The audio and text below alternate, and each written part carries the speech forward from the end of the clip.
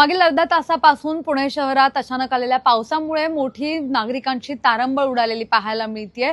गेल्या 4 दिवसांपासून पुणे शहराला येलो अलर्ट हवामान विभागाकडून देण्यात आला होता आणि त्याचंच जे चित्र आहे पावसाचं ते आज आपल्याला मागील अर्ध्या तासापासून पुणे शहरात पाहायला मिळतंय।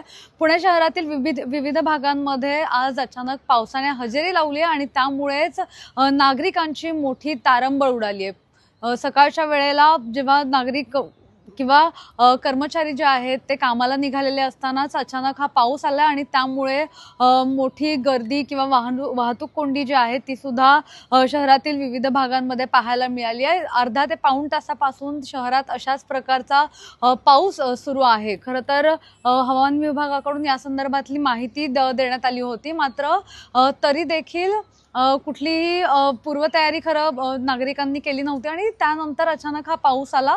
आता सुद्धा सरी ज्या आहेत पावसाच्या आपल्याला थोड्या प्रमाणात पाहायला मिळतात आणि गेल्या अनेक दिवसांपासून जर आपण पाहिलं तर उन्हाचं तापमान जे आहे ते सुद्धा मोठ्या प्रमाणात होतं।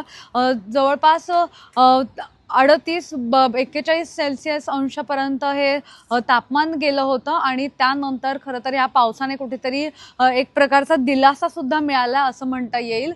पुढील 2 दिवस सुद्धा अशाच प्रकारची परिस्थिती पुणे शहरामध्ये राहणार असल्याचं हवामान विभागाकडून सांगितलं जातंय। आता सुद्धा सरी ज्या आहेत त्या थोड्या प्रमाणात बरसताना आपल्याला इकडे पाहायला मिळतात। पुण्याहून मोना येनपुरे, सिविक मिरर।